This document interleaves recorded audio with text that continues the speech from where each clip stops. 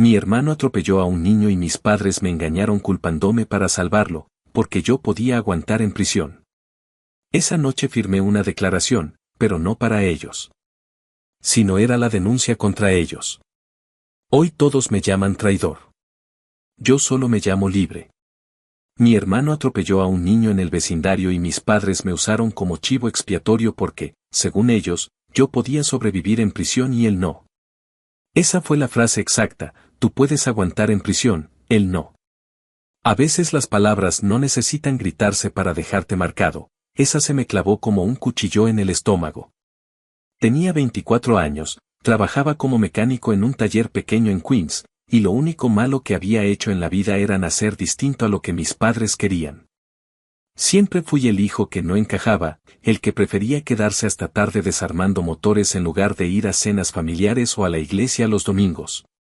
Mi hermano, en cambio, era el orgullo, estudiante universitario, sonrisa fácil, el futuro de la familia, como repetía mi madre cada vez que tenía oportunidad. Aquella noche de julio, el calor era sofocante. El aire acondicionado roto, las ventanas abiertas, y aún así el sudor me corría por la espalda mientras me sentaban en la sala. Mi madre se acomodó en la butaca con ese gesto que usaba cuando quería sonar compasiva. Me puso una mano en el hombro y me dijo despacio: hijo, lo único que pedimos es que firmes. Tu hermano tiene un futuro. El taller puede esperar. Mi padre, sentado frente a mí con una cerveza medio vacía, soltó: el taller es reemplazable, tu vida también. Esa frase fue más dura que cualquier golpe que me hubiera dado. Mi hermano, parado al costado, no decía nada. Solo miraba el suelo con los brazos cruzados, como un niño atrapado haciendo trampa en la escuela. El niño al que había atropellado estaba muerto. Tenía 9 años. Jugaba en la acera de la calle 31, en Jackson Heights, cuando mi hermano pasó a toda velocidad después de salir de un bar en Astoria. Estaba borracho, demasiado para sostenerse derecho, pero aún así decidió manejar. Yo vi el carro después, el guardafangos delantero hundido, la pintura rayada, todavía con restos de algo que preferí no nombrar. Cuando entré al garaje y vi ese golpe supe lo que había pasado, pero no estaba preparado para lo que vino después. Mis padres habían decidido que yo debía cargar con todo. Firma el testimonio. Tú puedes con eso, repitió mi madre. Mi padre agregó: no seas egoísta. Piensa en tu hermano. Tiene oportunidades que tú nunca tendrás. Me quedé en silencio, mirándolos uno por uno, esperando que alguno se diera cuenta de lo absurdo de lo que pedían. Pero nadie lo hizo. Para ellos era lógico. Yo era el hijo que no contaba, el que podía desaparecer sin que se sintiera demasiado. Durante años soporté sus comentarios, sus comparaciones, la forma en que me recordaban que tu hermano sí tiene futuro. Aguanté, porque el taller era lo único que me daba paz. Pasaba mis días entre grasa, motores y clientes que apenas sabían mi nombre pero confiaban en mi trabajo. Nunca necesité más. Y aún así, en esa sala cargada de humedad, me estaban pidiendo que diera mi vida por alguien que ni siquiera tuvo la decencia de abrir la boca. Le pregunté directamente a mi hermano: ¿vas a decir algo? Él levantó la vista apenas un segundo, sus ojos rojos del alcohol y el miedo, y murmuró: lo siento. Ni siquiera se lo decía al niño, ni a la familia destruida en el hospital. Me lo decía a mí, como si con esas 2 palabras pudiera borrar la mierda que había hecho. Sentí rabia, pero también una claridad repentina. Ya no había nada que salvar en esa familia. La discusión duró horas. Mi madre lloraba, mi padre gritaba, mi hermano se quedaba mudo. Yo me levanté varias veces para salir, pero me bloquearon el paso. No te vayas hasta que firmes, insistió mi padre, apretando los puños. En algún momento pensé que me iba a pegar, pero se contuvo. Afuera, la ciudad seguía con su ruido constante, sirenas lejanas, un tren pasando por la línea elevada, la vida de Nueva York avanzando sin importarle nada. Dentro de la casa, el tiempo se había detenido en esa exigencia absurda. Finalmente me pusieron los papeles frente a mí. Era una declaración donde yo asumía haber estado manejando esa noche. Si firmas, lo arreglamos todo. Te conseguiremos un abogado, será una sentencia corta, y al salir podrás retomar tu vida, me dijo mi madre. Me reí en su cara. Una risa amarga, cansada, pero que los desconcertó. No entendían que la decisión ya estaba tomada, solo que no en el sentido que ellos creían. Tomé el bolígrafo, lo sostuve entre los dedos sudorosos, y lo firmé. Pero no lo firmé para ellos. Esa noche me fui directo a la comisaría del Bronx con los papeles, con las fotos que había tomado del carro, con todo lo que sabía. No firmé su mentira, firmé la denuncia. Cuando entregué el sobre, el oficial de guardia me miró largo rato antes de asentir. Estás haciendo lo correcto, me dijo sin emoción. No lo hice por él, ni por mí siquiera. Lo hice porque ese niño no podía hablar, y alguien tenía que hacerlo. Salí de la comisaría casi al amanecer, con el cielo empezando a aclarar y el ruido de los primeros buses en la avenida. Caminé las 5 cuadras hasta el taller, entré y me senté en el suelo lleno de grasa. Sentí por primera vez en mucho tiempo que respiraba. La noticia corrió rápido. A las pocas horas, mi teléfono explotaba con llamadas de mis padres. No contesté. Cuando por fin lo hice, lo primero que escuché fue a mi madre gritando, «Traidor, ¿cómo pudiste?». Mi padre me llamó Judas, y mi hermano ni siquiera habló. Bloqueé sus números. Al día siguiente, mis vecinos murmuraban al verme, pero algunos me dieron palmaditas en la espalda, como si entendieran. No importaba. El odio de mi familia ya estaba escrito, y la verdad era que me daba igual. Ese fue el comienzo. Ese fue el momento en que dejé de ser el hijo descartable y me convertí en alguien dispuesto a luchar por lo que era justo, aunque me quedara solo. El niño al que mi hermano mató no volvería nunca, pero al menos yo no iba a ser cómplice de encubrirlo. Lo que mis padres llamaban traición, yo lo llamaba libertad. Y lo que ellos pensaban que era el final de mi vida, para mí era apenas el inicio de algo mucho más grande, mi venganza. Actualización 1. 2 semanas después de aquella noche en que firmé los papeles y me presenté en la comisaría, todo había cambiado y, sin embargo, todo seguía igual. El calor en Queens no aflojaba, las calles olían a basura acumulada y a sudor, los trenes pasaban chirriando como siempre, y yo seguía trabajando en el taller desde la mañana hasta la noche. Pero debajo de esa rutina había un terremoto.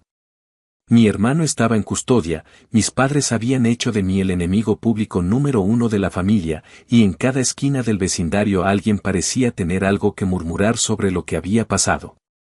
Era como caminar con una cicatriz abierta, visible para todos. Recuerdo con claridad la primera vez que volví a ver a mi madre después del arresto de mi hermano. Fue frente al tribunal en Queens.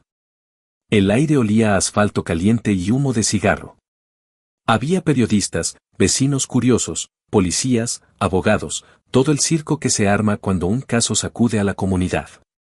Yo estaba parado al borde de las escaleras, mirando cómo sacaban a mi hermano esposado. Llevaba la misma camiseta blanca arrugada con la que lo habían detenido. Tenía los ojos hundidos y la cabeza gacha, como si todo el peso del mundo se le hubiera caído encima de golpe. Fue en ese momento cuando mi madre me vio. Sus ojos se llenaron de odio instantáneamente, como si estuviera frente al verdadero asesino. Se me acercó, empujando a un periodista que intentaba preguntarle algo, y me gritó tan fuerte que todos alrededor se quedaron en silencio: «Nos quitaste a nuestro único hijo de verdad». No me dijo a tu hermano, no me dijo a mi hijo mayor. Dijo nuestro único hijo de verdad. Esa frase fue peor que cualquier insulto. Era la confirmación de algo que ya sospechaba desde niño pero que nunca habían tenido el valor de soltar con tanta claridad. Yo nunca conté, nunca fui más que el suplente, el que podían descartar sin que doliera. Me quedé quieto, sin responder. Podía sentir a la gente alrededor observando, esperando una reacción, quizá un grito, un empujón, algo. Pero lo único que hice fue mirarla fijo y luego darme vuelta. En ese instante recordé la cara del padre del niño atropellado durante el velorio. No habló conmigo, no me insultó, no me agradeció. Apenas me dio un apretón de manos, fuerte, silencioso, como si entendiera lo que yo había hecho.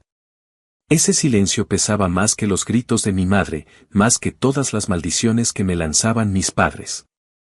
Esa misma noche recibí llamadas sin parar.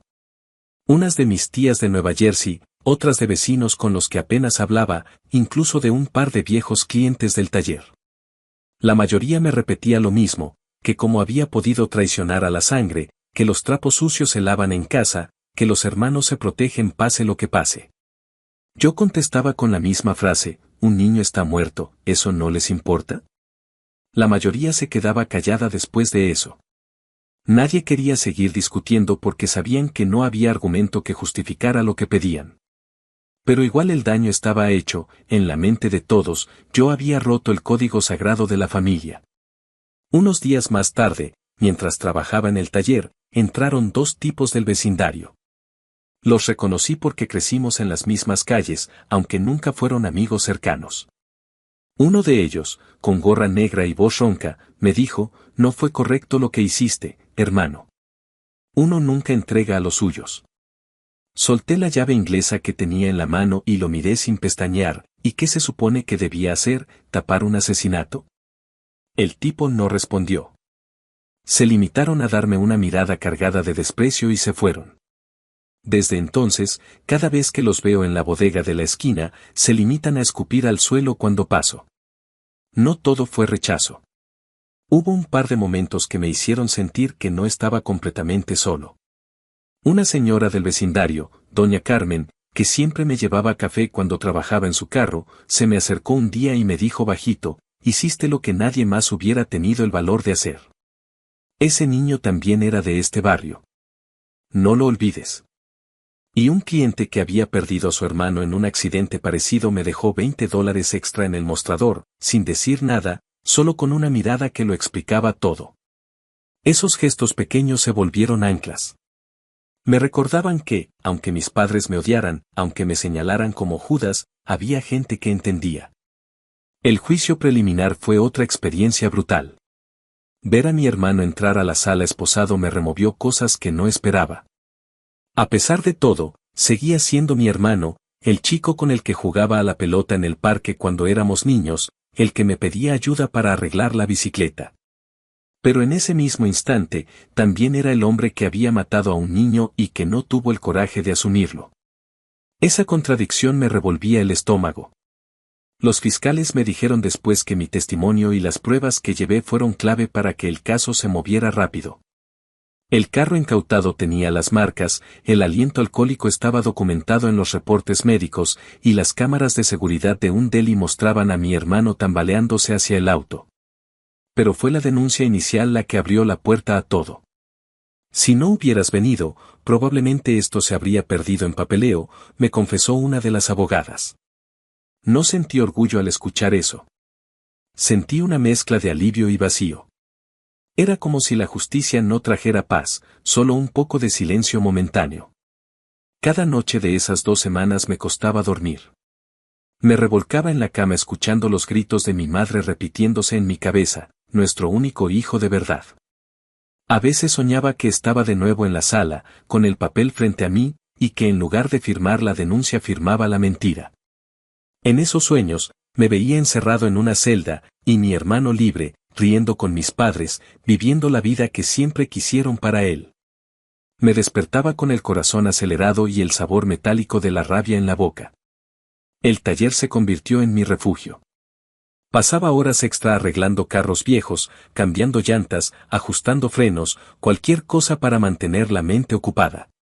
Un martes a media tarde, mientras cambiaba el aceite de un sedán destartalado, escuché en la radio que hablaban del caso. El joven arrestado enfrenta cargos de homicidio vehicular en 2º grado. La comunidad se muestra dividida ante la denuncia presentada por su propio hermano. La voz del locutor era fría, imparcial, pero cada palabra me atravesaba. Apagué la radio de un manotazo y seguí trabajando en silencio, con la cabeza baja. A pesar de todo, hubo un instante que me dio una especie de paz retorcida. Fue cuando vi a la madre del niño en el tribunal. Tenía la mirada perdida, la piel pálida, como si hubiera envejecido 10 años en 2 semanas. Nuestros ojos se cruzaron apenas un segundo. No me dijo nada, no me sonrió, no me agradeció. Pero tampoco me miró con odio.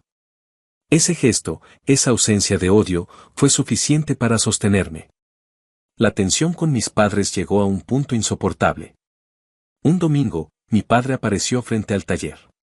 Tenía la cara roja del alcohol y caminaba tambaleando. Me gritó desde la acera: «Nos traicionaste, cabrón. Ojalá te pudras solo». Me quedé parado en la puerta, con las manos llenas de grasa, y le respondí tranquilo: «Ya me dejaron solo hace mucho». No se lo esperaba. Me lanzó una lata de cerveza vacía que cayó a mis pies y luego se fue tambaleando por la calle. Los vecinos miraban desde las ventanas, algunos sacudiendo la cabeza, otros simplemente observando como si fuera un espectáculo más de Nueva York.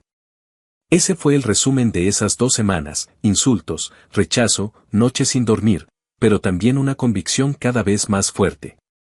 Yo no me arrepentía. Podía cargar con el odio de mis padres, con la soledad, con los vecinos escupiendo al suelo. Lo que no podía cargar era con el peso de un niño muerto y la cobardía de haberme callado. Y aunque cada día era una guerra distinta, había una certeza que me mantenía de pie: la verdad estaba de mi lado, y aunque doliera, no pensaba dar un paso atrás. Actualización 2. Un mes después del arresto de mi hermano, la tensión en la familia se había convertido en una especie de enfermedad que se contagiaba a todo lo que tocaba. Cada día era un recordatorio de que yo ya no era parte de los míos, de que estaba condenado a ser el traidor, el que había vendido la sangre. Me cruzaba con vecinos que antes me saludaban y ahora volteaban la cara. En la bodega donde compraba café y cigarrillos, el dueño apenas me miraba cuando me cobraba. La soledad se había vuelto una sombra permanente, siguiéndome a todas partes, pero a diferencia de lo que mis padres esperaban, no me doblaba. Al contrario, me endurecía. Cada palabra de odio, cada insulto, cada silencio cargado de desprecio me hacía más firme en la decisión que había tomado. Fue entonces cuando recibí una llamada de mi tío, el hermano menor de mi madre, que vivía en Nueva Jersey. Nunca habíamos tenido una relación cercana, apenas lo veía en las fiestas familiares, pero esa tarde me buscó con urgencia. Su voz sonaba tensa, como si estuviera revelando un secreto que le pesaba. «Tu padre y tu madre están planeando vender la casa para pagarle abogados caros a tu hermano», me dijo sin rodeos. Me quedé callado unos segundos, tratando de procesar lo que escuchaba. Esa casa no era solo de ellos. Durante años, yo había puesto dinero en la hipoteca, sacrificando horas de taller, noches enteras de trabajo extra, fines de semana que podría haber disfrutado. Lo hice porque, ingenuamente, pensaba que estaba aportando a algo que nos sostenía a todos. Y ahora esa casa iba a ser usada para rescatar al idiota que había matado a un niño y que ni siquiera había tenido el coraje de asumirlo. La rabia me subió como un golpe seco en el pecho. Pregunté cómo lo iban a hacer y mi tío me explicó que ya habían contactado al banco, que estaban preparando papeles, que todo se movía rápido porque el tiempo era oro. Colgué sin despedirme. Me limpié las manos llenas de grasa en un trapo y me fui directo al banco. Entré con el corazón acelerado, como si estuviera a punto de cometer un crimen. Le expliqué a la gerente que durante años había hecho depósitos constantes para cubrir parte de la hipoteca, que tenía pruebas, recibos, transferencias. Abrí una carpeta que había guardado casi por costumbre, con todos los comprobantes, y los puse sobre la mesa. La mujer me miró sorprendida, como si no esperara que alguien tuviera todo tan documentado. «Si demuestra que esos pagos salieron de usted, la venta no puede realizarse sin su firma», me dijo. Sentí un alivio momentáneo, una victoria pequeña pero cargada de significado. Era como si por primera vez pudiera detener algo antes de que me lo arrebataran. Cuando mis padres se enteraron, el infierno se desató. Mi padre fue el primero en aparecer. Era un sábado por la tarde, el taller estaba tranquilo, y yo estaba cambiando los frenos de una camioneta vieja. Lo vi llegar desde la puerta, con los ojos encendidos y la mandíbula apretada. No hubo saludo, no hubo palabras previas. Me empujó contra la acera con una fuerza que no le conocía. El golpe me dejó el hombro ardiendo y la espalda raspada por el cemento. Me gritó con la voz quebrada por la furia: «Te vas a quedar solo, cabrón, solo, maldito Judas». Yo me levanté despacio, con el cuerpo dolorido, y lo miré sin miedo. Ya me dejaron solo hace años, le respondí. Fue un instante extraño. Esperaba que me pegara de nuevo, que me soltara un golpe en la cara, pero en lugar de eso retrocedió como si hubiera recibido un puñetazo invisible. Me dio la espalda y se fue tambaleando, murmurando insultos. Ese mismo día recibí un mensaje de mi madre. Eres una vergüenza.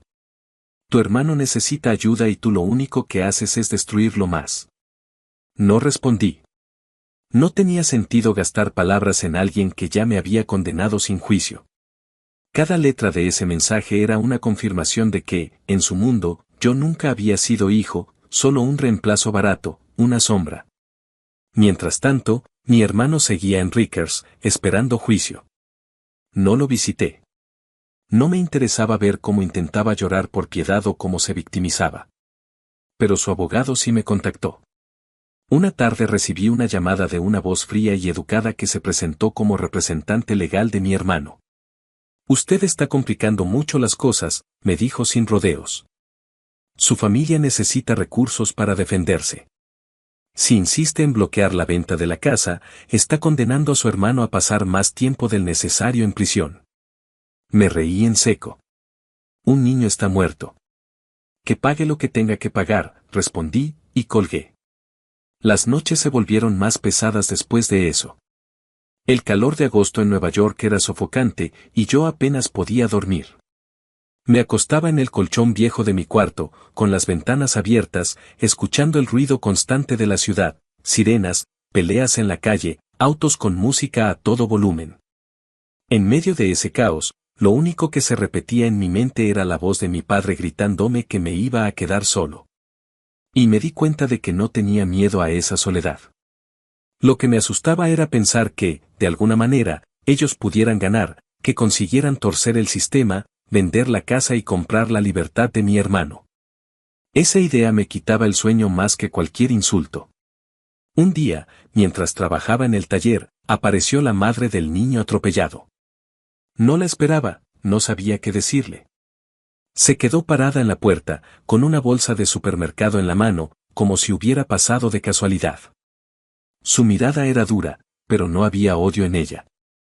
Solo vine a decirte que no estás solo, me dijo, y se fue antes de que pudiera responder.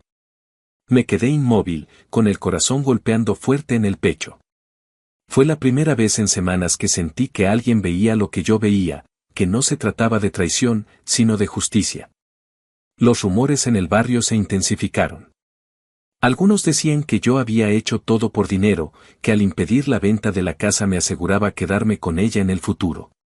Otros inventaban que tenía una deuda con gente peligrosa y que estaba usando a mi hermano como excusa. Me reía cuando escuchaba esas teorías, aunque por dentro me dolía. La verdad nunca es suficiente en un vecindario donde las mentiras corren más rápido que cualquier coche. A pesar de todo, cada pequeño acto de resistencia me daba fuerza. Bloquear la venta de la casa fue un golpe directo contra la narrativa de mis padres, una manera de decirles que ya no podían decidir mi vida como si yo no contara. Sabía que ellos me odiaban más que nunca, que las cenas familiares serían imposibles, que probablemente nunca volveríamos a cruzar palabras sin escupir veneno. Pero también sabía que el muro que estaban construyendo alrededor de mi hermano comenzaba a agrietarse, y yo era la grieta principal. Esa fue mi victoria en ese mes, demostrarles que no podían comprar la impunidad con mi esfuerzo. Que mis años de trabajo no iban a convertirse en el boleto de salida de alguien que no merecía nada más que enfrentar lo que había hecho. No fue una victoria dulce ni heroica. Fue amarga, sucia, cargada de dolor. Pero fue mía. Y en esa amargura encontré algo parecido a la fuerza. Actualización 3. 3 meses después del arresto de mi hermano, llegó el día de la sentencia. Era otoño en Nueva York, y aunque el aire empezaba a enfriarse, yo sudaba como si llevara una fiebre encima. El tribunal en Queens estaba lleno, más de lo que esperaba. Periodistas con libretas, vecinos curiosos que nunca habían pisado un juzgado, familiares del niño que ya casi no podían levantar la cabeza del dolor. La sala olía a desinfectante barato y a café recalentado, y el murmullo constante se cortó en seco cuando el juez entró. Yo estaba sentado en la tercera fila, solo. No tenía a nadie al lado. Mis padres estaban 2 filas más adelante, rígidos, con el cuerpo inclinado hacia adelante como si quisieran absorber cada palabra del juez. Cuando anunciaron la condena, sentí que el aire se me escapaba del pecho. 13 años. 13 años en prisión por homicidio vehicular en segundo grado. Mi madre se levantó de golpe, dejó escapar un grito ahogado y se desplomó sobre el banco. Algunos corrieron a ayudarla, otros la miraron en silencio. Mi padre se quedó congelado, con la mandíbula apretada, los ojos inyectados de sangre. Yo no moví un músculo. No sentí alegría ni triunfo. Fue más bien una calma rara, como si me hubieran quitado una mochila llena de piedras que cargué durante demasiado tiempo. No era felicidad, era alivio. Y al mismo tiempo, un vacío imposible de llenar. Un niño seguía muerto, mi familia estaba hecha pedazos, y aunque el culpable había recibido su castigo, nada de eso devolvía lo perdido. Esa noche, mientras intentaba cerrar el taller, escuché pasos pesados acercándose. Era mi padre. Tenía la cara roja, el aliento cargado de alcohol y una mirada que daba miedo. Entró sin pedir permiso, como si todavía tuviera derecho a invadir mi espacio. Se plantó frente a mí y escupió las palabras con veneno: le quitaste la vida a tu madre. Me quedé en silencio unos segundos, respirando hondo, y después respondí: no, se la quitó tu hijo. La tensión en el aire era tan densa que podía cortarse. Mi padre levantó la mano, como si fuera a golpearme, pero le temblaba demasiado. Bajó el brazo y lo convirtió en un empujón torpe contra mi pecho. No retrocedí. Lo miré directo a los ojos, y creo que en ese instante entendió algo que nunca había querido aceptar: ya no tenía poder sobre mí. Aún así, no se detuvo. Empezó a gritar, a insultarme, a decir que era un monstruo, que un hijo nunca hace lo que yo hice, que mi apellido ya no valía nada. Salí del taller, llamé a la policía desde la acera y esperé. Cuando llegaron, mi padre todavía estaba dentro, tirando herramientas, rompiendo lo que encontraba. Lo sacaron esposado por alteración del orden. Vi cómo lo subían al patrullero mientras seguía lanzando insultos contra mí. Los vecinos miraban desde las ventanas, algunos con sorpresa, otros con esa indiferencia típica de Nueva York, como si fuera solo otra escena más de un barrio acostumbrado al caos. Me quedé de pie en la acera, con los brazos cruzados, viendo cómo el auto policial se alejaba. No sentí satisfacción. Sentí una especie de desgarro interno, como si me hubieran arrancado lo poco que quedaba de mi familia. Pero también entendí algo fundamental: esa familia ya estaba muerta para mí desde hacía mucho. Ese arresto no lo provocaba yo, lo habían provocado ellos con años de abandono, de preferencias, de decisiones que me habían dejado fuera desde que era un niño. Los días siguientes fueron un torbellino de silencio. Mi madre no me buscó, no me llamó, no me escribió. Supongo que estaba demasiado ocupada, hundida en su dolor, en su versión torcida de los hechos donde yo era el verdadero culpable. Mi hermano, encerrado en Rikers, ni siquiera intentó comunicarse. El abogado me mandó un mensaje breve diciendo que el proceso había terminado, que mi testimonio había sido definitivo, y que no era necesario que me preocupara por futuras citaciones. Lo leí en el teléfono y lo borré sin responder. El taller se convirtió en mi único refugio. Pasaba horas ahí, más de lo que necesitaba. Llegaba temprano, me iba tarde. Me hundía en la rutina de arreglar motores, cambiar piezas, ensuciarme de grasa hasta los codos. A veces lo hacía en silencio, otras con la radio encendida para no escuchar mis propios pensamientos. Una noche, mientras ajustaba el motor de un sedán viejo, pensé en el niño que murió. No lo conocía, no sabía si le gustaba el béisbol, si soñaba con ser astronauta o bombero. Pero cada vez que escuchaba el sonido de una pelota rebotando en la calle, lo veía en mi mente. Y me repetía que, al menos, había hecho lo justo. En el barrio, la división seguía creciendo. Algunos me saludaban en silencio, como si reconocieran que había tenido valor. Otros se apartaban al verme, como si yo fuera portador de una peste. Una tarde, en la bodega, un vecino me dijo en voz baja: lo que hiciste está bien, aunque nadie lo diga en voz alta. Esa frase me acompañó más de lo que debería. Porque en medio de tanto ruido, de tanto rechazo, lo único que necesitaba era un recordatorio de que no estaba loco. Los rumores sobre mí y mi familia se multiplicaban.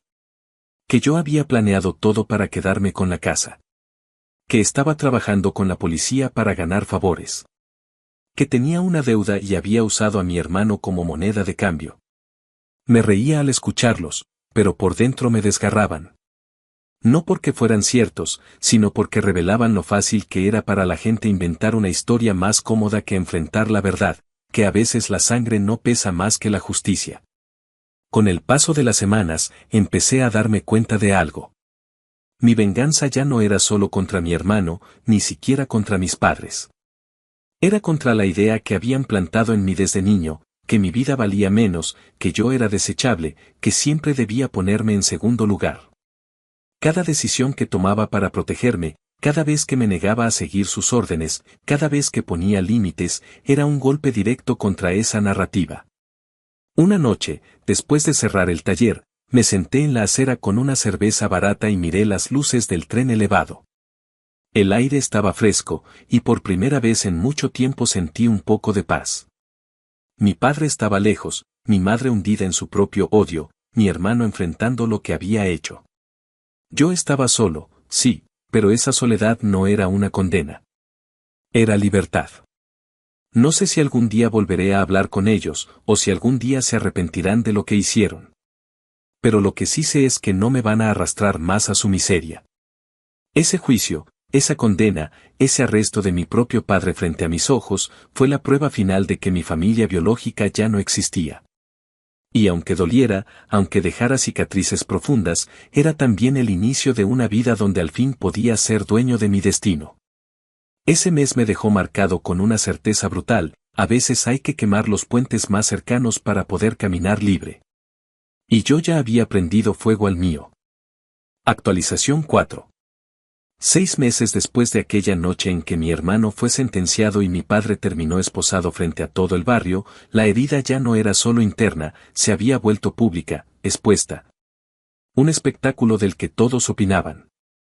El otoño había dado paso a un invierno brutal en Nueva York, de esos que calan hasta los huesos aunque lleves 3 capas de ropa encima.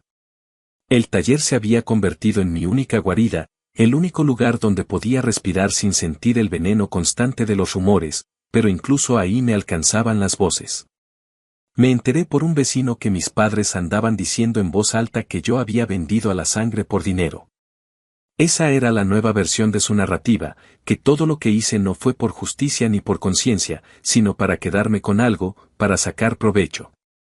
Ese cabrón entregó a su hermano porque quiere la casa, porque quiere quedarse con todo lo nuestro, repetían en la panadería, en la iglesia, en las reuniones pequeñas de comunidad. Era absurdo, grotesco, pero efectivo. Bastaba que ellos lo dijeran para que media docena de vecinos lo repitiera como verdad absoluta. Y yo ya había aprendido que la verdad rara vez corre más rápido que una mentira bien sabrosa. La primera vez que escuché el rumor en mi propia cara fue en el deli de la esquina, mientras compraba un sándwich de pastrami. El dueño, un viejo que me había visto crecer, me lo dijo con el tono de quien suelta un consejo disfrazado: dicen que lo hiciste por la casa. Mira, no me importa, cada quien con lo suyo, pero eso es lo que se escucha. Lo miré fijo y respondí: un niño murió. Yo no vendo mi vida por una casa. Ellos sí. El hombre bajó la vista y no contestó más. Me entregó el sándwich envuelto en papel y no volvió a mirarme. Fue en ese momento que entendí que discutir no servía de nada. Lo único que podía hacer era seguir firme, aunque el mundo entero repitiera lo contrario. Y mientras ellos intentaban destruirme con rumores, yo estaba levantando algo propio. Un socio que conocí en el taller, un tipo llamado Eddie, con quien había compartido varios trabajos, me propuso abrir un lugar en Brooklyn. No era un gran negocio al principio, apenas un local pequeño con 2 bahías de servicio y un alquiler caro que nos ahogaba, pero era nuestro. Puse todos mis ahorros, cada dólar que había guardado con esfuerzo, y Eddie hizo lo mismo. Pasábamos noches pintando paredes, limpiando grasa vieja del piso, armando estantes con herramientas prestadas. Era un infierno agotador, pero en medio de ese cansancio había algo que no sentía desde hacía mucho: ilusión. Los primeros clientes llegaron por casualidad. Un taxista con un Toyota maltrecho que necesitaba frenos urgentes, una madre soltera con una minivan que perdía aceite como un colador, un estudiante con un carro viejo que apenas se sostenía. Trabajamos como bestias, cobrando lo justo, entregando rápido, sin adornos. Y poco a poco la palabra empezó a correr.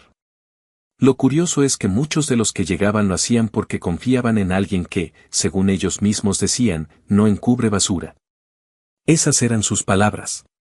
No sabían toda la historia, pero lo suficiente para ver en mí algo que en otros talleres no encontraban: alguien dispuesto a hacer lo correcto aunque costara caro.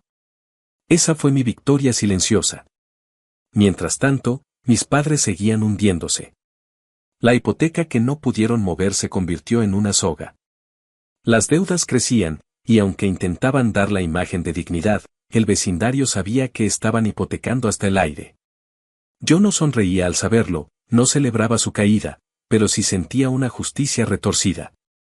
Durante años me dijeron que yo era reemplazable, que mi vida no valía tanto como la de mi hermano.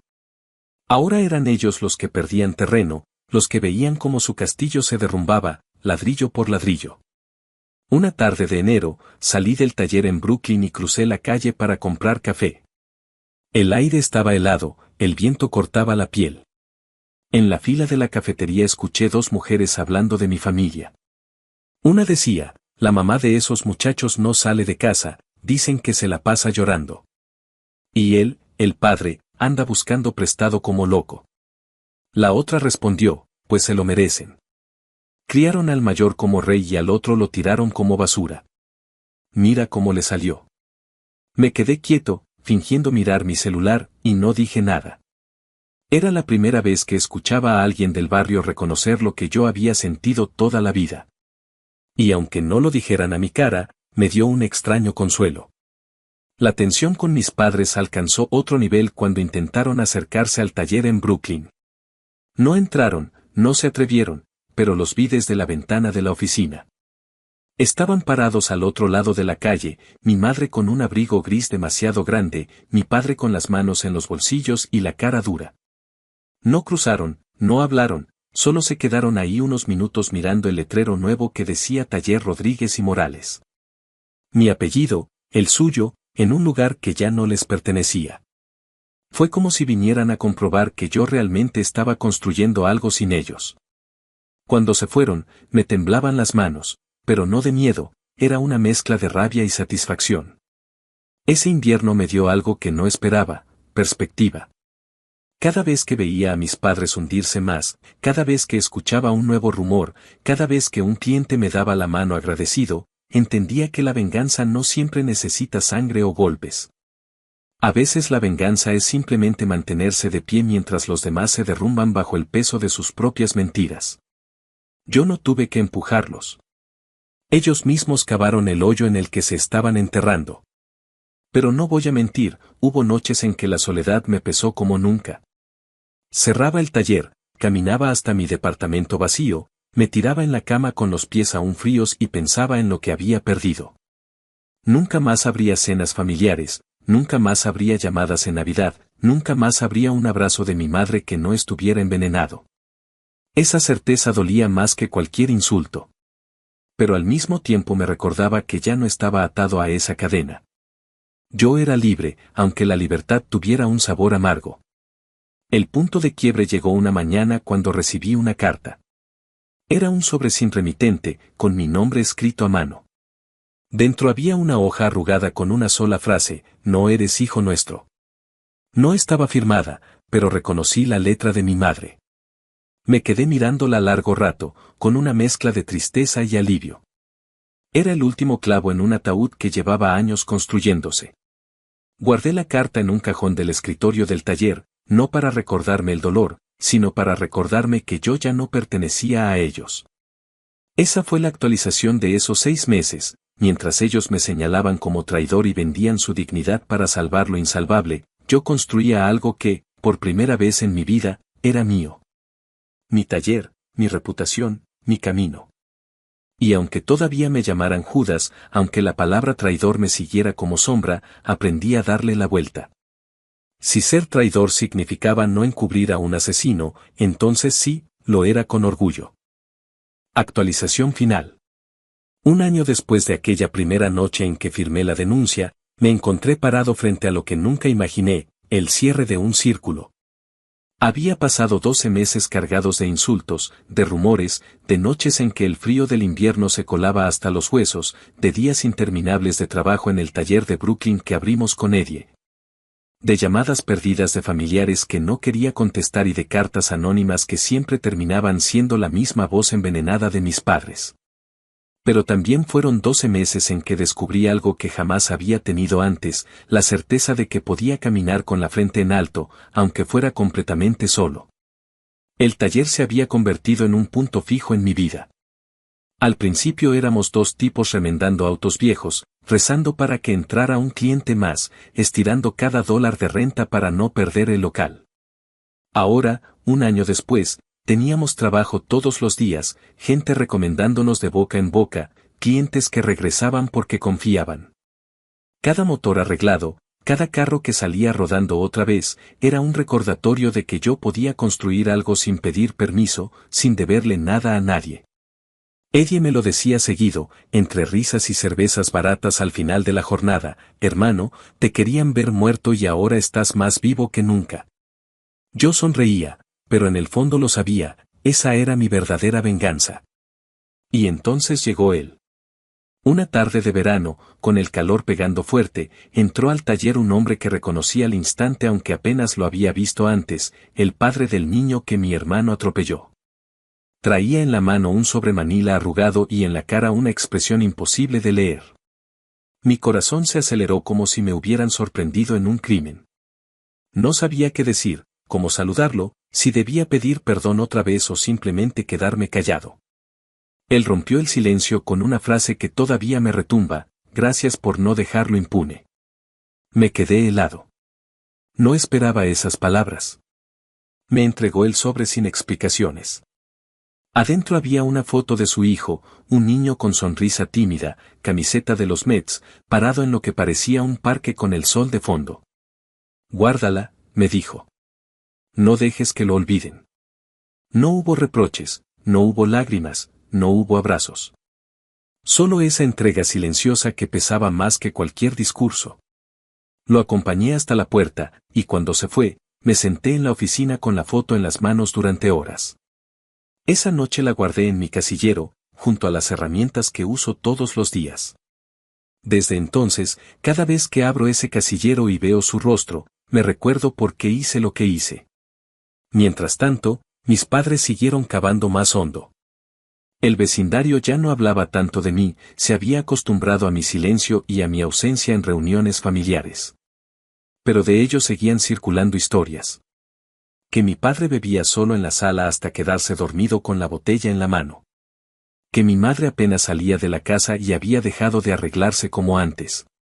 Que los gritos se escuchaban desde la calle cuando discutían sobre dinero.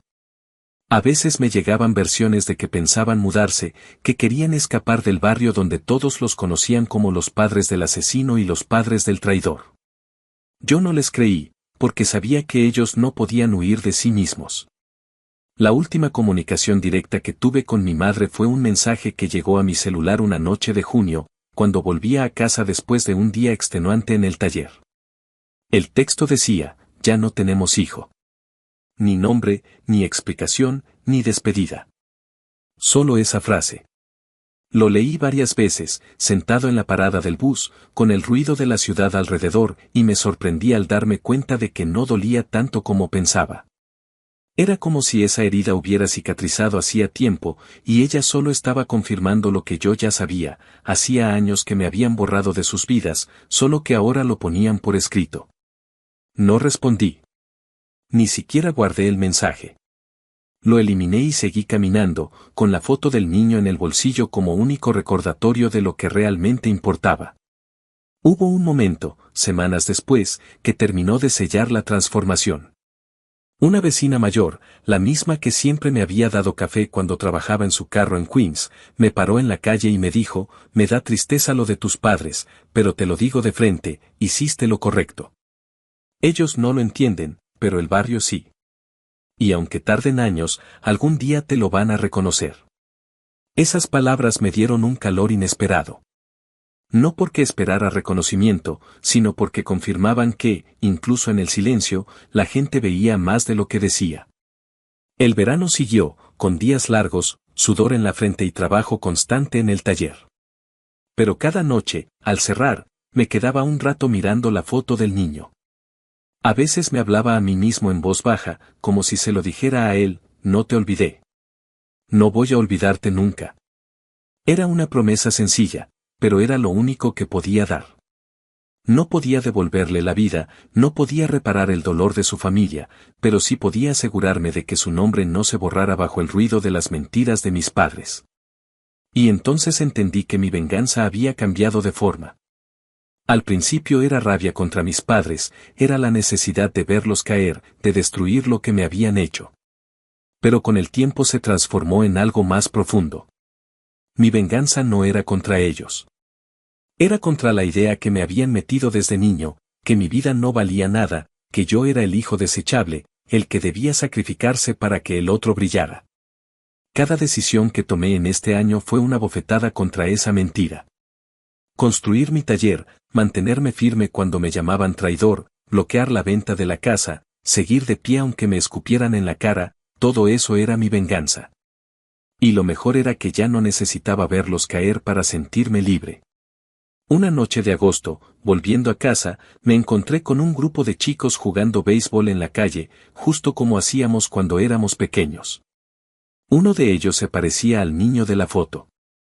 Me quedé parado mirando, con el corazón encogido, hasta que la pelota rodó hacia mis pies. La levanté, se la lancé de regreso y uno de los chicos me gritó, «Gracias, señor». Ese señor me golpeó con fuerza. Ya no era el hijo de alguien, ya no era el hermano de alguien, ya no era el traidor. Era yo, solo yo. Y eso, por primera vez en mi vida, me bastaba. Hoy puedo decirlo con claridad, mi familia ya no existe para mí. Mis padres me ven como un traidor, mi hermano me odia desde su celda, y yo no espero nada de ellos. Pero en ese vacío encontré algo que nunca había tenido, libertad. No la libertad ruidosa de quien se jacta, sino la silenciosa de quien sabe que puede caminar sin cadenas. Y si alguien me pregunta si me arrepiento, la respuesta es simple, no. Porque esa noche en que firmé la denuncia no lo hice por odio ni por venganza inmediata. Lo hice porque alguien debía hacerlo.